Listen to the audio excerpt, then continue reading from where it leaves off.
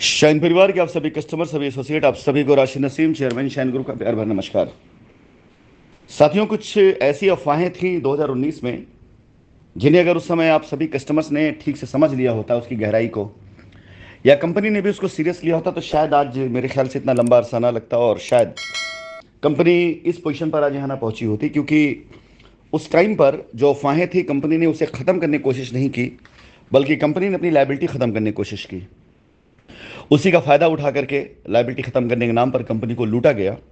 और आज इतना सब कुछ दे देने के बाद भी कंपनी वहीं खड़ी है जहां 2019 में थी, या शायद ये कह सकते हो उससे भी बुरी हालत पे लोगों ने ला कंपनी खड़ा कर दिया था। ये तो ईश्वर का शुक्र है कि हमारे यहाँ पर न्याय व्यवस्था ने हमें रास्ता दिया और आज आप कस्टमर कुछ सुनने समझने लायक बने और कंपनी कुछ कहने लायक बनी। इसी क्रम में सबसे ज़्यादा जो सबसे बड़ा आघात लगा है कंपनी को उन लोगों से जिन्होंने कंपनी के नाम पर पैसे अपने अकाउंटों में लिए।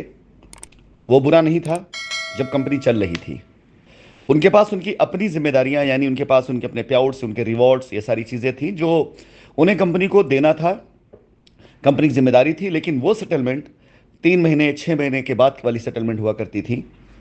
लेकिन अपने पैसे को जल्द से जल्द खाली करने के चक्कर में वो सारे के सारे एसोसिएट्स जिन्होंने अपने अकाउंटों में आपसे पैसे लिए और अपने खुद के लाभ, यानी उनके पे-आउट हो गए या उनके रिवॉर्ड हो गए, जो उन्हें अपने परिवार के लिए रिडीम करना चाहिए था, यानी अगर उन्होंने कंपनी में काम किया और रिवॉर्ड में उनका कोई इतना बड़ा अमाउंट निकला जिससे एक प्लॉट आ सकता था, तो प्लॉट ले सकते थे रिवॉर्ड तौर पर। लेकिन उस रिवॉर्ड को उन्होंने आपको बेचा और वो पैसा उन्होंने अपने अकाउंट में लिया और लॉयल्टी पॉइंट के नाम पर आपको रसीद पकड़ा दी।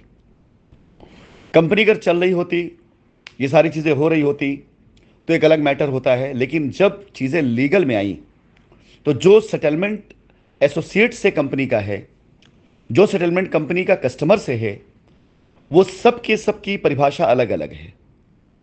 अब अगर कोई एसोसिएट ये कहता है कि उसने कंपनी में पैसा दे दिया तो कंपनी रसीद दी, ये आप सिर्फ इतनी स्टोरी जान रहे हैं, लेकिन आप ये नहीं जान रहे हैं कि उस एसोसिएट के ऊपर शायद हो सकता है कंपनी की तरफ से 10 लाख रुपए एडवांस का हो और एसोसिएट ने 2.5 लाख रुपए अपने अकाउंट से कंपनी को दिया हो अपने 10 लाख के एडवांस को कवर करने के लिए।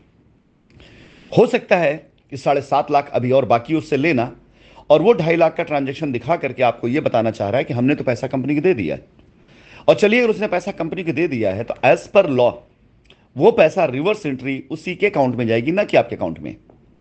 और जब उसके अकाउंट में जाएगी, वो आपको देता है या नहीं देता है, ये उसका और आपका मैटर है। अगर आप उसको किसी तरह के लीगल पेपर में बांध के बैठे हुए हैं तो आपके पास बात करने का समय होगा, लेकिन नहीं बांध के बैठे हैं तो पॉसिबल ही नहीं है कि आप उससे पैसा ले पाए। फिलहाल कुछ जवाब ऐसे हैं जो आपको देना चाहिए अगर आप एसोसिएट आपको गलत जवाब दे।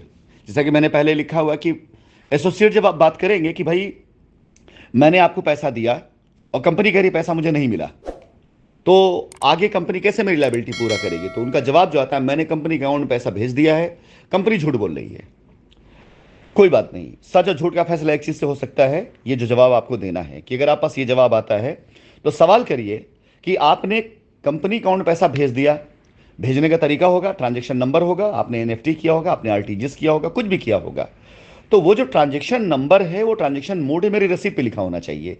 अगर ये रसीद उसी ट्रांजैक्शन के एवज में आपको मिली है, फॉर एग्जाम्पल कि अगर किसी एसोसिएट ने आपसे पैसा लिया और उसका अकाउंट एसबीआई में है, उसने एसबीआई की cheque number such and such से उसने पैसा कंपनी को दिया, तो आपकी रसीद पर एसबीआई बैंक का डिटेल और चेक नंबर डिटेल होना चाहिए, ना कि लॉयल्टी पॉइंट।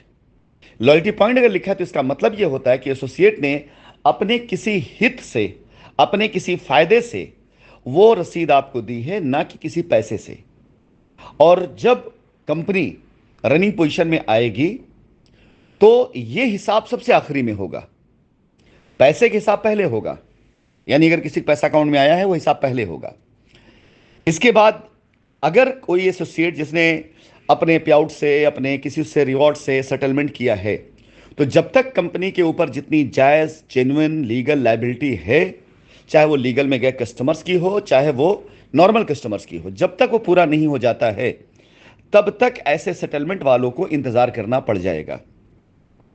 अब अगर एसोसिएट ने पैसा कंपनी में दिया है और आपको लॉयल्टी पॉइंट रसीद दी है और एसोसिएट जेन्युइन तरीके से उसने पैसा दिया है और कंपनी पैसा उस पर नहीं निकलता, तो वो पैसा एसोसिएट को मिलेगा। अब एसोसिएट आपको सही बताता है या गलत बताता है ये नहीं पता। शायद हो सकता है कि आपसे तब भी झूठ बोले कि मुझे पैसा नहीं मिला है। तो आप कस्टमर का जवाब ऐसे एसोसिएट के लिए कि अगर आपने पैसा मेरे नाम पे जमा किया है तो मेरी रसीद पर यह ट्रांजैक्शन नंबर क्यों नहीं लिखा है।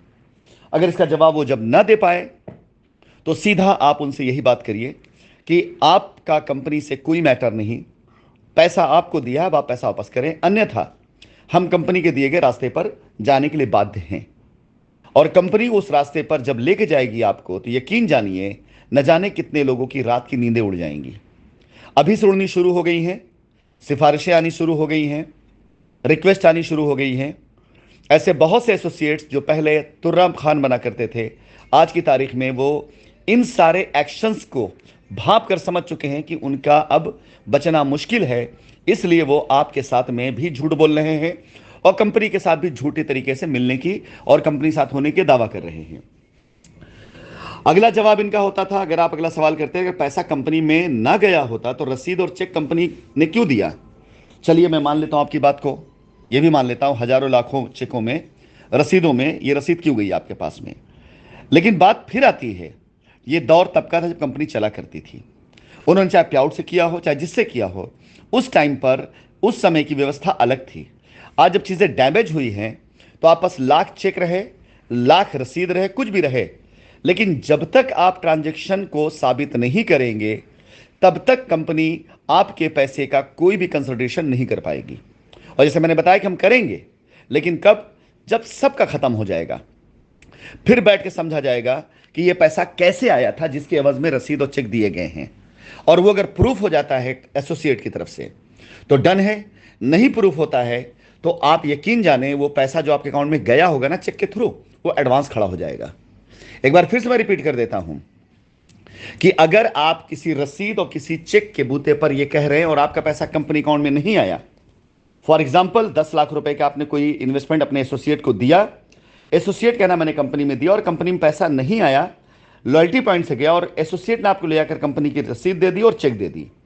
उस चेक को आपने ऑनर करा अपने अकाउंट के अंदर और आपका कोई ट्रांजैक्शन नहीं है, तो बड़ी आसानी से वो पैसा आपके अकाउंट में एडवांस के तौर पे खड़ा हो सकता है। अगर कंपनी इन चीज़ों को ध्यान देना शुरू कर देगी तो ये सारे पैसे आपके अकाउंट में एडवांस खड़े हो जाएंगे, आपको लेनी की देनी पड़ जाएंगी। इसलिए फिर से सवाल सिर्फ एक आपका होना चाहिए, अगर मेरा पैसा कंपनी के अकाउंट में गया है, मुझे रसीद मिली है, चेक मिला है, सब मिला है, तो मेरे रिसिप्ट पर वो ट्रांजैक्शन क्यों नहीं लिखा है।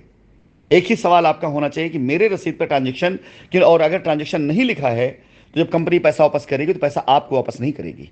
ये ध्यान रखिएगा, जिसका होगा उसको जाएगा। अगर उसने दिया है तो उसी को जाएगा, ना कि आपको जाएगा। और जो दिया वो जाएगा। अगर पैसा कैश में दिया तो कैश वापस करेगी, लॉयल्टी पॉइंट से किया है तो लॉयल्टी पॉइंट वापस करेगी।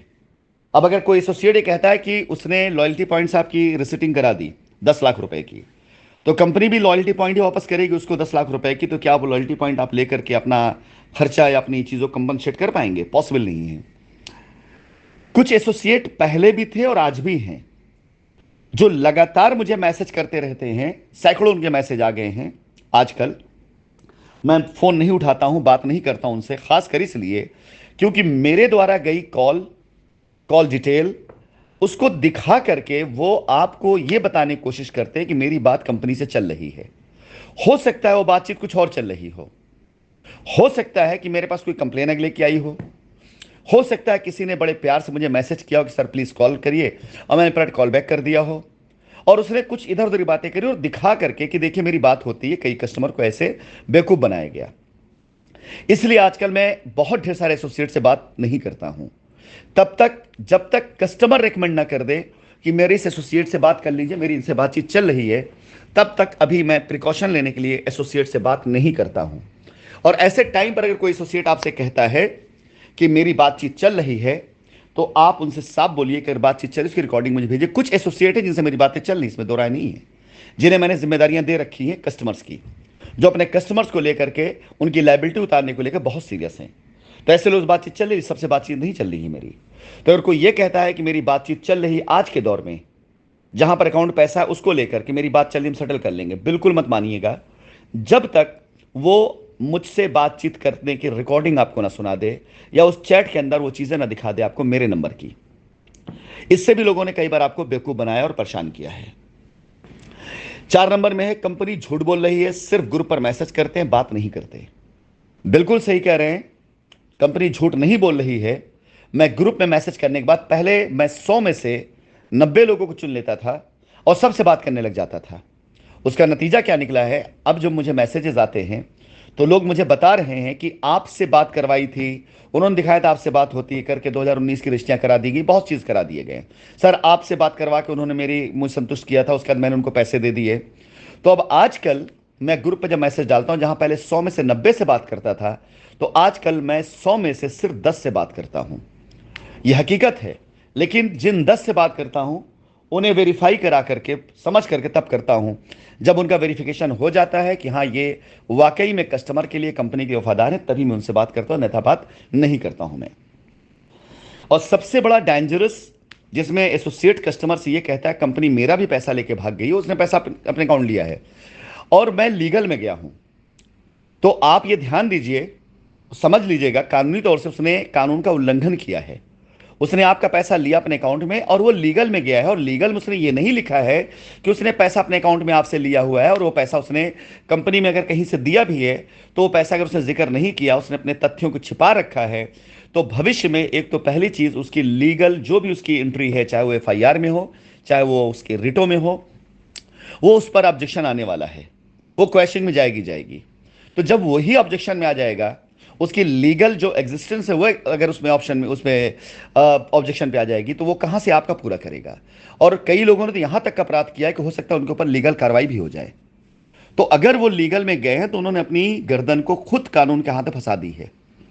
भविष्य में सिर्फ हमें यह समझना है, पढ़ना है कि इस एसोसिएट ने कितना पैसा लिया है कस्टमर से, कितना कंपनी पैसा इसके अकाउंट में है और कहां कहां गलती की है, खाली उसे मुझे कोर्ट में उजागर कर देना है। इतने के बाद उस एसोसिएट की गर्दन ऐसे ही कानून के शिकंजे में है, आगे वो फंस जाएगा। इसलिए ऐसे एसोसिएट से तो आप बिल्कुल बच के रहें जो लीगल में गया है ये कह करके आपसे कि हम लीगल, तुम भी चले आओ, और उसने लीगल में जिस दस्तावेज को उसने सबमिट किया है उसमें उसने आपके पैसे का जिक्र ये नहीं किया कि उसने पैसा अपने अकाउंट में लिया है। उसने ऐसा किया हुआ है कि आपका पैसा उसे दिखाया कि मैंने कस्टमर पैसा अपने अकाउंट में लिया और लेने बाद मैंने कंपनी में ये दिया, और सही एंट्री दिखाया उसने, तो कोई बात नहीं। लेकिन अगर उसने वो पैसा नहीं दिखाया है रिट में, तो आप ये मान के चलिएगा कि उसके साथ दिक्कत आने वाली है, उसकी दिक्कत बहुत बड़ी है, और दिक्कत जिसकी बड़ी है वो कैसे आपकी दिक्कत छोटी कर पाएगा। ये सारे सवालों के जवाब हैं जिन्हें आप उनको दे सकते हैं। अब अगर आपसे कोई बात करता है, मेरी किसी से कोई बात अभी नहीं हो रही है, मैं पहले देखूंगा, समझूंगा, परखूंगा, जानूंगा, पाऊंगा कि हाँ बंदा ईमानदार, तभी मैं बात करूंगा, अन्यथा मैं कस्टमर से डायरेक्ट खुद बात करूंगा। इसके अलावा बाकी सारी चीजें आपकी नजर सामने हैं, आप उनको कैसे जवाब दें। 100 बात की एक बात, आपने एसोसिएट अकाउंट पैसा दिया, वो कहता मैंने कंपनी में दिया, आपकी रसीद तो ट्रांजेक्शन नंबर होना चाहिए। वो ट्रांजेक्शन अगर आप आपके उसमें नहीं है तो लाख कुछ कहे वो, आप मान्य नहीं होंगे, लाख कुछ कहे वो।